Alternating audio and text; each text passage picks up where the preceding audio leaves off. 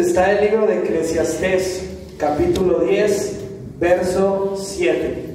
El libro de Eclesiastés y el de Proverbios, a mí me gusta mucho porque es un montón de tips que Salomón escribió. Salomón era considerado como uno de los hombres más sabios de la tierra, y la Biblia dice que como él ni hubo ni habrá otra vez. O sea que si tú aplicas lo que él escribió ahí, no solo que lo sepas, si tú lo aplicas, los resultados como los que él tuvo cuando obedeció, pues se van a manifestar en tu vida. ¿Ok? Pues algo que sucede con el libro de los Proverbios es que, y con el libro de Eclesiastés, es que es sabiduría espiritual. Y la sabiduría espiritual en la Biblia por lo general viene en distintas dimensiones. Ahora, ¿cómo profundizas tú en esas dimensiones? Mientras más medites y te concentres en lo que dice ese pasaje, es como que tú das lugar para que Dios te explique más de eso que estás leyendo. Les voy a poner un ejemplo bien fácil. ¿Te ha pasado que lees un versículo y te habla una cosa, y luego pasa el tiempo y lo vuelves a leer y te habló otra cosa? ¿Alguien aquí le ha pasado? Ok, entonces cuando tú lees Proverbios y Eclesiastés es sabiduría aplicada, ¿ok? Entonces cuando tú constantemente estás leyendo eso, el Rey de Reyes constantemente está perfeccionándote en el cómo tú vas a aplicar lo que está aquí escrito para que veas resultados sobrenaturales, ¿ok? ¿Qué pasaba en la vida de Salomón cuando aplicaba esta sabiduría? Dice la Biblia, y ahorita regreso al pasaje que originalmente les iba a leer. Oyendo la reina de Saba, no vayan en sus Biblias, pero les voy a decir el pasaje, Primera de Reyes capítulo 10, dice, oyendo la reina de Saba. Una reina o un rey por lo general es una persona de mucha influencia, de mucho poder y de mucha economía, ¿ok? Y por lo general en el mundo natural, cuando la gente tiene esto, suele volverse un poquito soberbia o arrogante, ¿sí o no? Si no estás en Dios. ¿No dice eso la palabra? Que o amas a Dios o amas a las riquezas. No es que tener riquezas esté mal, pero muchas veces cuando todas estas cosas vienen, te puedes apartar de Dios. Entonces dice, oyendo la reina de Saba la fama que Salomón había alcanzado por el nombre de Jehová. O sea que hay diferentes maneras y caminos para llegar a la fama. ¿Qué es la fama? Cierto nivel de reconocimiento e influencia. Fama en tu familia puede ser respeto, ¿ok? Respeto ante tu rol como padre o madre o incluso como hijo. Igual como ciudadano, igual como empresario, igual como ministro e igual como hijo de Dios. ¿Tiene sentido lo que estoy diciendo acá? O sea, reyes y sacerdotes. Hay ciertas bendiciones, hay ciertas oportunidades, llaves, puertas, promociones que no llegan a tu vida, que no te alcanzan hasta que se corre la voz de que hay algo en ti que los demás no tienen. Porque la mayoría de la gente, incluso a veces dentro del cuerpo de Cristo, no es espiritual. O sea, no tiene aún desarrollado el sentido como para discernir y ver la luz que Dios ha depositado en tu vida. Entonces Dios dice, es tu trabajo conocer la palabra para que automáticamente eso que Dios ha depositado en ti fluya y resplandezca y frase la barrera de lo espiritual. Entonces ahora se empieza a materializar lo que Dios te dio. No sé si les ha pasado que alguien no tiene a Cristo y tiene como una mirada, un semblante, y luego recibe a Cristo y puede estar vestido, peinado exactamente igual, pero a tu vez que hay algo diferente en sus ojos, en su sonrisa. Es la misma cara, pero dice la Biblia que su palabra hermosea el rostro. ¿Entienden lo que estoy diciendo? Entonces eso es como un principio, una pequeña pincelada de lo que sucede cuando tú te metes en la palabra de Dios. Y por eso el libro de Deuteronomio, o en los Salmos, hay uno de esos dice que cuando tú cumples y obedeces a su plan, a su proyecto, las bendiciones te alcanzan. Lo que pasa es que muchas veces tú estás tratando de perseguir la bendición y en tu tiempo libre buscar a Dios y estás siguiendo un protocolo espiritual, pero a la inversa. Entonces no puede suceder. Tú no puedes hornear un pastel si primero no echas ahí los ingredientes. Si tú prendes el horno y metes el sartén vacío, pues no se puede cocinar nada. Entonces fíjate, dice, oyendo la reina de Sabá la fama que Salomón había alcanzado por el nombre de Jehová. O sea que toda esta bendición, puertas abiertas, promoción, respeto, no sé, vino porque él era un hombre que conocía a Dios. Y dice, y vino a probarle con preguntas difíciles. O sea que tú ya dices, yo soy un hijo de Dios, yo soy cristiano, yo te amo, yo alabo, yo brinco, yo aplaudo. La gente ve que tienes algo diferente, pero ahora se acerca y te va a hacer preguntas. Ajá. Yo no sé si a alguno de ustedes les llegó a pasar. A ver, tú me dices que vaya a la iglesia, ¿qué va a pasar? ¿Me voy a sanar? ¿No me voy a sanar? ¿Voy a sentir paz? ¿No voy a sentir paz? ¿Se van a resolver mis problemas? ¿Sí o no? Digo, a veces las preguntas son como para tentarnos, pero al final de cuentas hay preguntas ahí, ¿sí o no? Sí. Entonces, ¿qué pasa? Si tú amas a Dios, tú eres salvo, tú si cuando partas vas directo al reino de los cielos, pero llega alguien, te hace una pregunta y no conoces a Dios. Entonces, ¿qué le vas a decir a esa persona?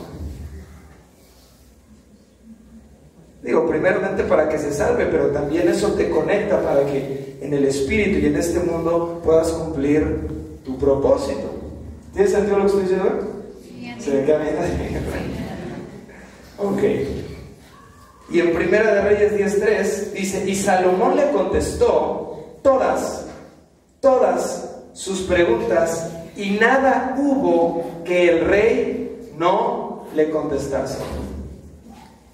Entonces ahora sí les quiero leer lo que estaba acá en Eclesiastés, y tiene mucho que ver con nuestra identidad como hijos de Dios.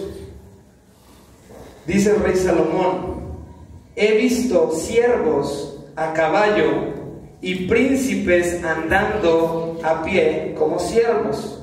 Y luego otra versión dice, he visto a esclavos andar a caballo y a príncipes andar a pie como si fueran esclavos.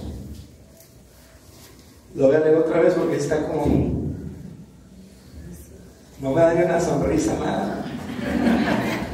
He visto siervos a caballo y príncipes andando a pie como siervos. Y caballo suele ser una palabra que se usa para denotar autoridad. Ajá. Autoridad, poder, dominio, buen testimonio. He visto siervos a caballo. Entonces, ¿qué pasa? Que muchas veces gente que no tiene a Cristo en su corazón cree lo que dice el mundo como su verdad y la profesa, y por cuanto lo cree, ciertas cosas se empiezan a activar y de pronto nos damos cuenta de que nosotros que tenemos a Dios no siempre estamos caminando en lo que Dios nos prometió. Entonces de pronto las decisiones, la autoridad, el gobierno, la educación, cosas relacionadas al tema que no están en las manos de los hijos de Dios siempre, pero aquellos que no tienen a Cristo de pronto vemos que son los que están tomando ciertas decisiones, ¿sí o no? Ahora la palabra de Dios podemos ver en Lucas capítulo 16, se los voy a contar para que no vayan y no nos distraigamos demasiados. Habla de un hombre llamado Lázaro y habla de un rey, ¿ok? Dice que este rey todo el tiempo andaba haciendo fiestas, andaba haciendo banquetes, le iba muy bien al rey, tenía sus fiestas, todo lleno de lujos, y afuera dice que estaba este hombre llamado Lázaro, que incluso tenía llagas, su cuerpo estaba abierto, dice que los perros venían y le lamían la piel abierta, y total que un día dice la palabra de Dios que estos dos murieron. Y fíjense qué curioso, dice, y los ángeles vinieron y recogieron a Lázaro. Los ángeles vinieron y recogieron a Lázaro, ese que estaba enfermo, tirado, que nadie veía, como que no me vaya a contagiar, no sé, y se lo lleva al seno de Abraham. Pero dice que el rey, el que andaba a caballo, abrió los ojos y se encontró en grande tormento, ¿ok? Entonces, ¿qué quiere decir eso? Que en este plano, en esta vida, a los ojos de todos, el importante era, ¿quién? El rey. Ajá. Y el que ni para qué era el que estaba ¿dónde? Ajá. Pero cuando los dos mueren, el que vino a estar en paz y ahora limpio y tranquilo fue ¿quién? Lázaro. O sea que en el espíritu el que arranqueaba más alto no era el rey que lo tenía todo, sino Lázaro, que conocía una verdad. Ajá. Entonces, ¿qué pasa aquí con Lázaro? A lo mejor él no supo cómo materializar eso que él conocía como una realidad para que las bendiciones lo alcanzaran. Y la palabra de Dios dice que en este tiempo a veces son los inicuos los que caminan en astucia más que los hijos de salvación. Ajá. O sea que hay ciertos protocolos, hay ciertos principios, hay ciertas leyes espirituales que están disponibles para bendecir a la persona, sea salva o no sea salva. Ajá. Les voy a poner un ejemplo porque se me quedan viendo como que dice la palabra de Dios: honra a tu padre y a tu madre para que tus días sobre la tierra se ¿qué? ¿Dice que eso se cumple solamente si eres salvo o hijo de Dios? No. O sea que si tú vas y le sirves a Baal pero honras a tus padres, hay cierto principio bíblico que dice que tu vida se va a alargar. Ajá.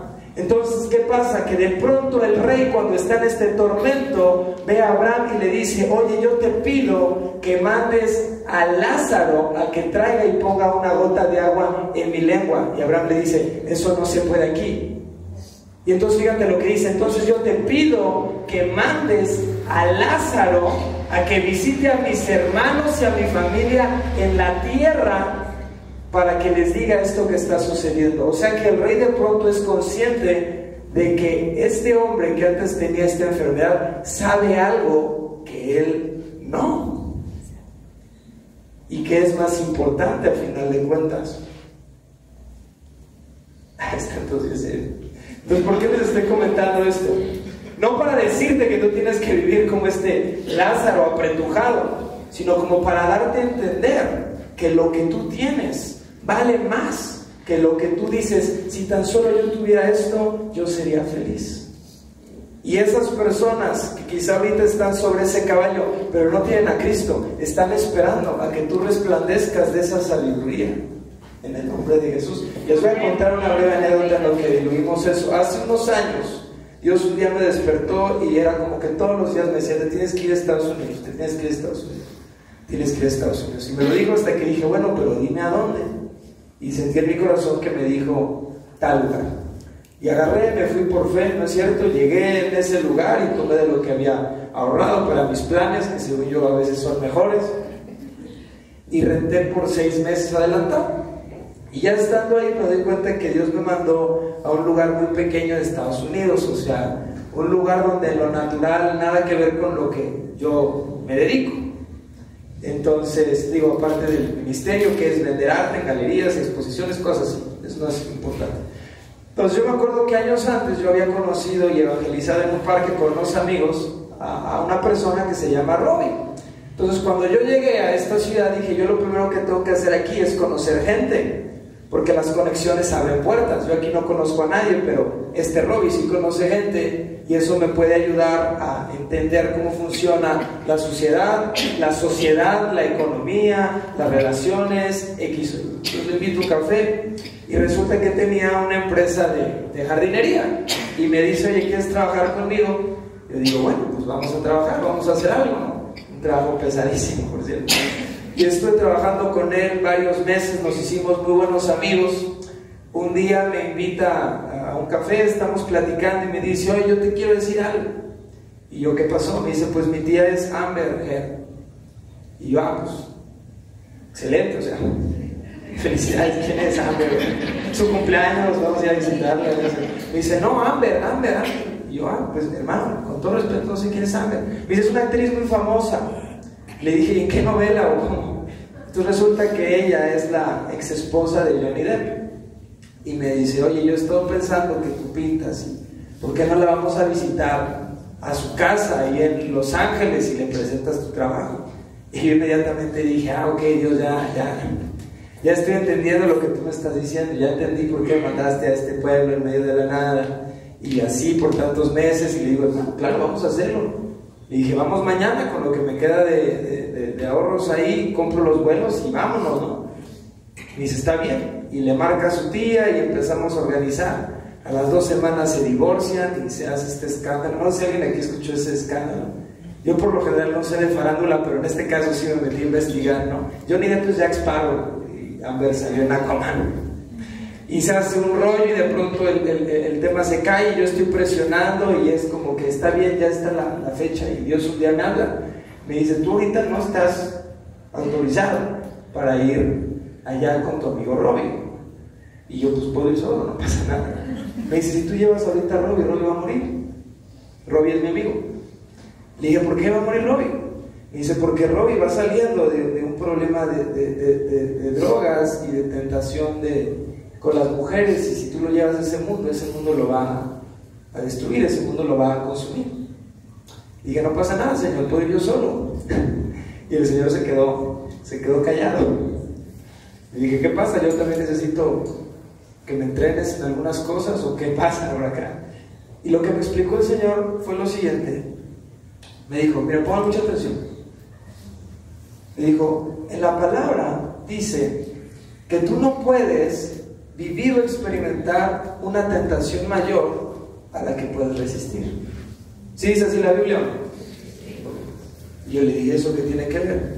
Me dice, hijo mío, mi pueblo constantemente me está pidiendo para llegar a un punto en donde va a enfrentar una tentación que no está listo para resistir, porque ven la tierra prometida pero no ven al gigante.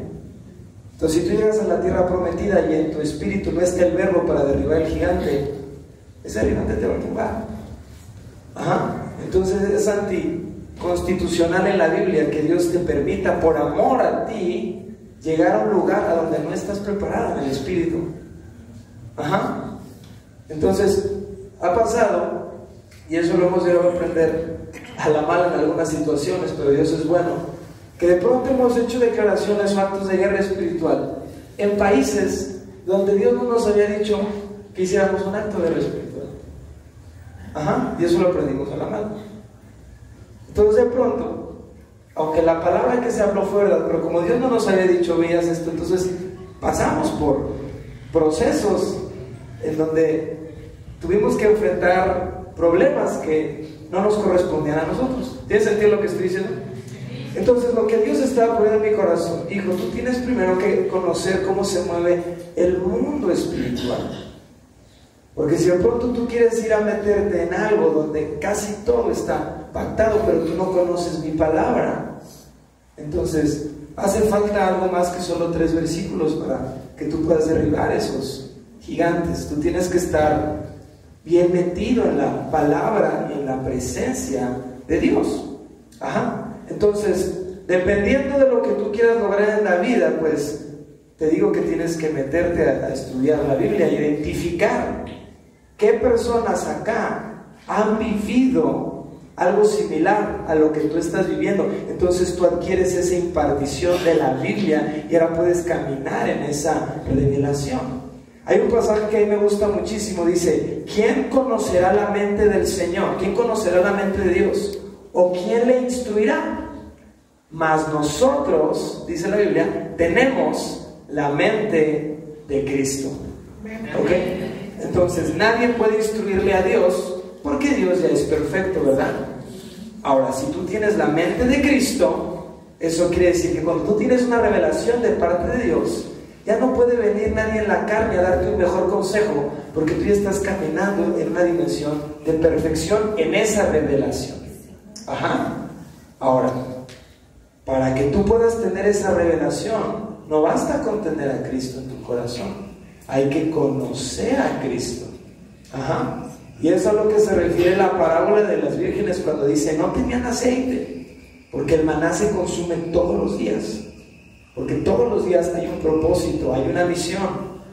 A veces solo nos concentramos en nosotros, pero ¿cuántas personas no han sido salvas o bendecidas porque tú en tu día a día has demostrado honestidad, lealtad, no sé, paciencia, amor, benevolencia, dádiva al necesitado? ¿Tiene sentido lo que estoy diciendo? Entonces, básicamente, lo que la reina de Saba vino a ver con Salomón es si él realmente estaba operando en lo que decía que tenía. Pero nosotros muchas veces brincamos y decimos, soy rey, soy sacerdote, lo dice Apocalipsis. Ahora va a venir el mundo y te va a decir, muéstrame tu dominio, muéstrame tu poder. Va a tratar de tentarte.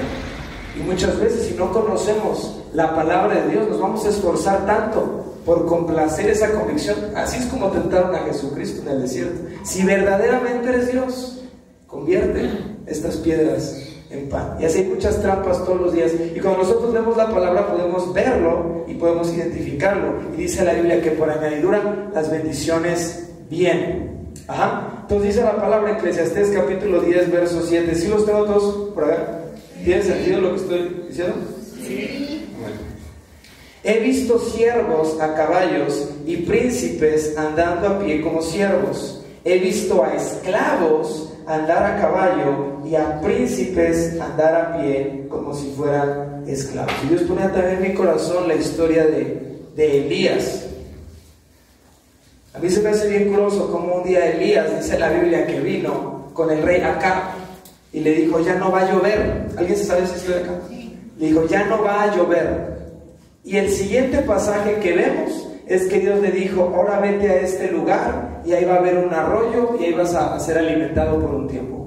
O sea que no hay registro histórico en la Biblia de que el rey le haya contestado, de que el rey le haya preguntado su nombre, quién eres tú. O sea, él llegó, habló la palabra y aparentemente pasó desapercibido.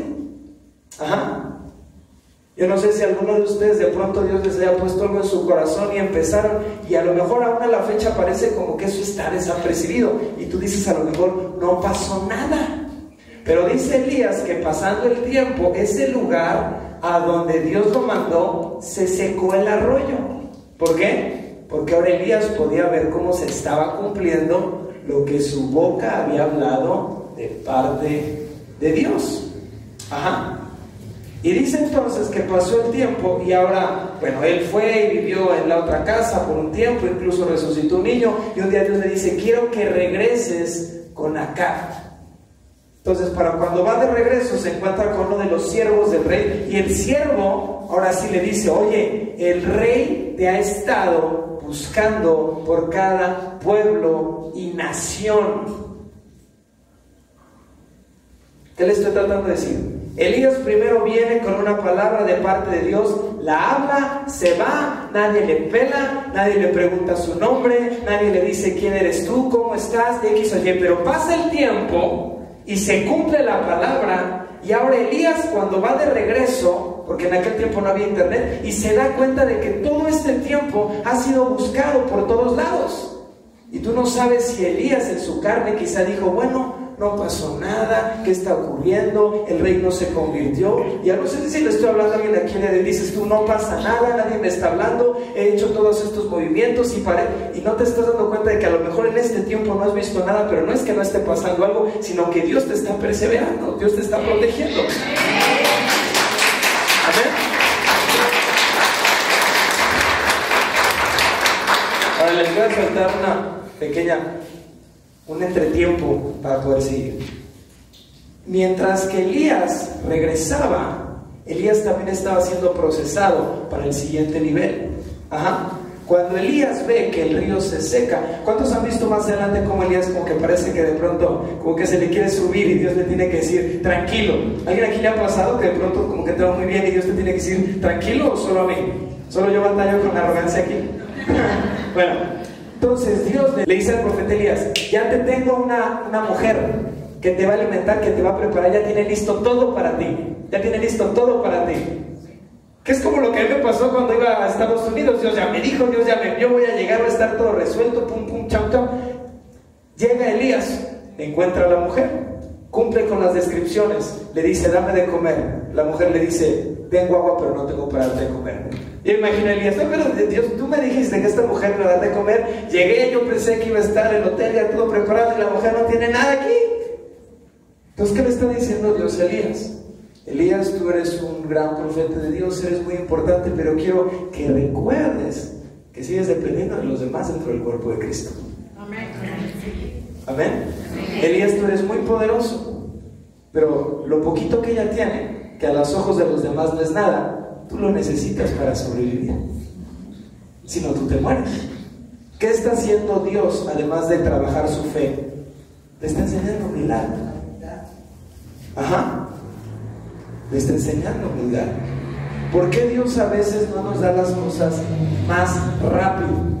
Pues claramente porque no estamos preparados. Entonces ahí es donde yo digo, Señor, tengo que meterme acá para acelerar lo que tú tienes preparado para mí. Al rey Saúl le dio todo de un día para otro. ¿Cuánto tiempo le duró en el espíritu? A la primera orden que Samuel le dio, él perdió el reino porque desobedeció. Estuvo unos años ahí porque lo espiritual tardó un poquito en materializarse, porque ahora Dios sí se tardó su tiempo en procesar a David antes de darle todo. Amén. Entonces ahora Elías regresa con el rey y el siervo le dice: oye, el rey te ha estado buscando por todos lados, X, Y o Z. Y Elías le dice: no, ve a traerlo, que yo voy a estar aquí. Y ahora el mismo siervo dice: no, porque si de pronto el espíritu te toma y te envía a otro lado, ahora yo voy a morir. O sea que ya hay valor en el nombre de Elías, ya hay valor en la presencia de Elías, ya hay valor en el testimonio de Elías. No es que antes no estuviera, solamente que antes el mundo carnal no lo había identificado. Entonces yo sé que tú tienes un gran propósito, una gran promesa, una gran palabra, pero si tú no eres fiel y sigues creyendo por fe, pues entonces eso no va a alcanzar a manifestarse ante los ojos de los que no son salvos o espirituales, pero con poco discernimiento. ¿Me explico? Ok. Entonces dice de pronto la palabra en 1 Reyes 18-17. Yo se los leo por acá. Entonces, cuando acabe el rey, que hace unos meses había ignorado a Elías, vio a Elías, le dijo: ¿eres tú el que turbas a Israel? Fíjate bien, te lo voy a volver a leer.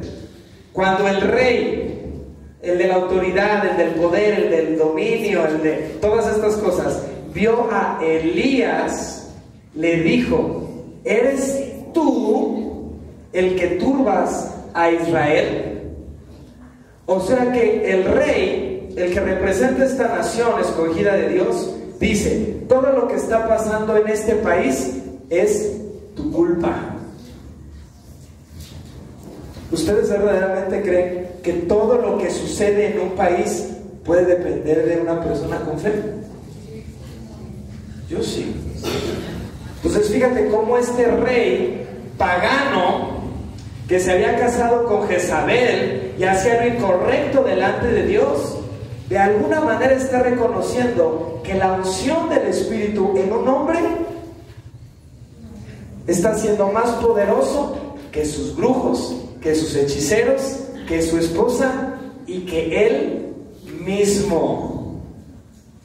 ¿Qué es lo que pasó con la reina de Saba? ¿No dice la Biblia que también vino a buscar a Salomón y vino con respuestas? Y dice, y encontró respuesta a todas sus preguntas. ¿No es lo mismo que está pasando aquí? Que un rey que detesta a Elías ahora viene y le dice: quiero saber si de ti depende el destino del pueblo y de mi reino.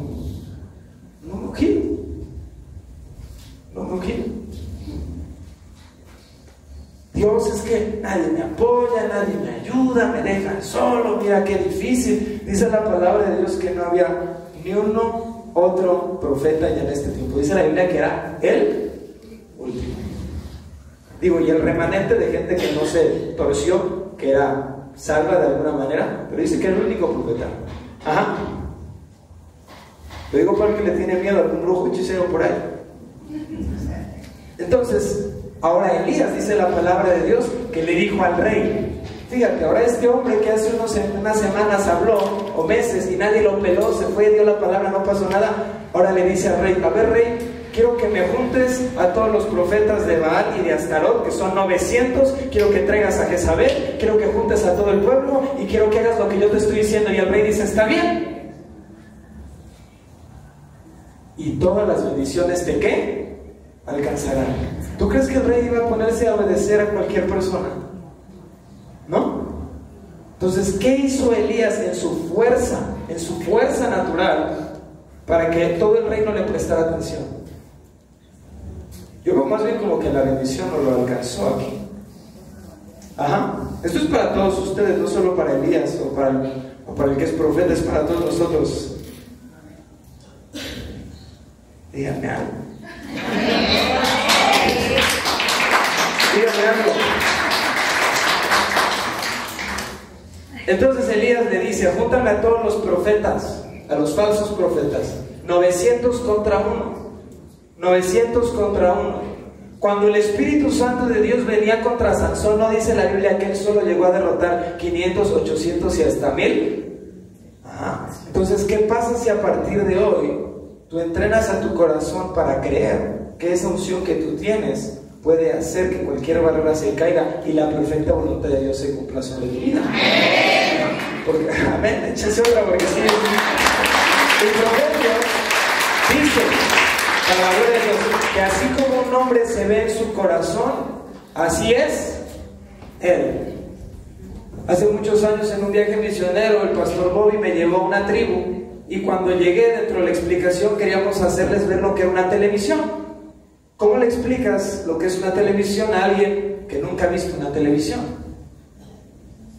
¿Cómo vamos nosotros a aspirar a vivir algo en el Espíritu que no sabemos que está disponible para nosotros? Pídeme por herencia las naciones. ¿Cómo dice el versículo? ¿Recuerdan? Y yo los... ¿Cómo es ese versículo? Se me fue.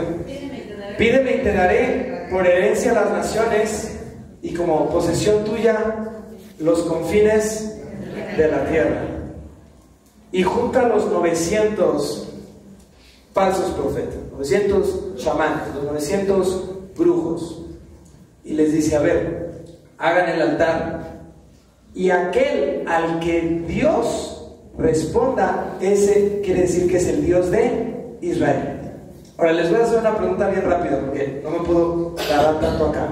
Cuando Moisés, que fue en el tiempo pasado, fue con el faraón y aventó la vara y se convirtió en serpiente, ¿qué no también los brujos y hechiceros hicieron serpientes? Sí. Y muchos otros milagros a través de brujería. Sí. ¿No en la palabra de Dios vemos cómo el diablo también hace sus cosas y ustedes lo han visto? Sí. Entonces yo me preguntaba: Dios, ¿por qué aquí no hizo nada el diablo? Es que Elías, cuando habló, puso una cláusula que ya estaba jurada por Dios en el Espíritu: aquel que ponga fuego, ese es el Dios de Israel, y ese es un nombre que solamente podía estar atribuido a Jehová nuestro Dios. Entonces, desde que Elías habló en el Espíritu, ya había puesto una cláusula que ataba al enemigo para que no pudiera hacer nada. Entonces, ¿qué es lo que hacía también Jesús antes de salir cuando estaba en la montaña? A través del Espíritu proyectaba y arreglaba a través de la palabra el día.